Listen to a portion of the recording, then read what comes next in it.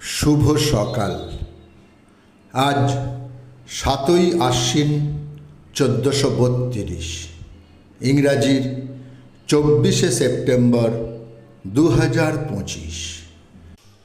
আজ দেবী পক্ষের তৃতীয়া তিথি।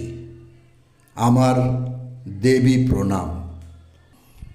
বেগম রোকেয়ার পুরুষের সমকক্ষতা লাভের জন্য আমাদিগকে যাহা করিতে হয় তাহাই করিব।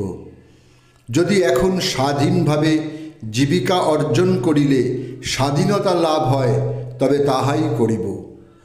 আবশ্যক হইলে আমরা লেডি কেরানি হইতে আরম্ভ করিয়া lady magistrate, lady barrister, lady জজ সবই হইব। উপার্জন করিব না কেন?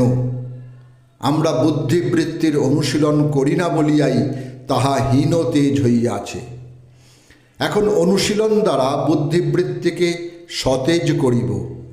যে বাহুবল পরিশ্রম না করায় হীনবল হইয়াছে, তাহাকে খাটাইয়া সবল করিলে হয় না? হয়। বেগম রোকেয়া 1904 মুসলিম নারীদের পর্দা ঠেলে বেরিয়ে আসতে অনেকটাই সাহায্য করেছেন।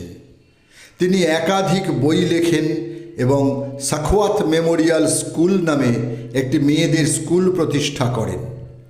তাঁর অবরোধবাসিনী বইটি বাংলা ও বিহারের মেয়েদের করুণ জীবন কাহিনী তুলে ধরেছিলেন, যা সমাজের জ্ঞান চক্ষু খুলে দেবার জন্য যথেষ্ট ছিল। সেই দিক থেকে তিনি একজন বিপ্লবী ছিলেন। বাসন্তী দেবী ব্রিটিশ কারাগারে কারারুদ্ধ প্রথম নারী স্বাধীনতা সংগ্রামী হলেন বাসন্তী দেবী। 1920 সালে চিত্তরঞ্জন দাসের সঙ্গে অসহযোগ আন্দোলনে যুক্ত হন এবং দেশের নারীদের এই আন্দোলনে যুক্ত হতে আহ্বান করেন তিনি। 1921-এ চিত্তরঞ্জন দাস গ্রেপ্তার হলে তিনি আইন অমান্য ও হরতালের ঘোষণা করেন। এরপর বড়বাজার অঞ্চলে তিনি গ্রেপ্তার হন। নেতাজি সুভাষচন্দ্র বসু তাঁকে মা সম্বোধন করতেন। 1922-এর এপ্রিল চট্টগ্রামের বঙ্গীয় প্রাদেশিক সম্মেলনে তিনি সভানেতৃত্ব করেন এবং দেশবন্ধুর নতুন কর্মপন্থার ইঙ্গিত করেন তিনি। চিত্তরঞ্জন দাস তখন জেলে ছিলেন।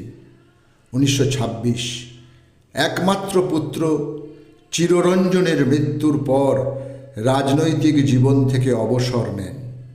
এরপরেও পারিবারিক বিপর্যয়, প্রথমে স্বামী, পুত্র, নাবালিকা পৌত্রী, পুত্রবধূ, জামাতা এবং জ্যেষ্ঠা কন্যার মৃত্যু হয় তাঁর জীবদ্দশায়।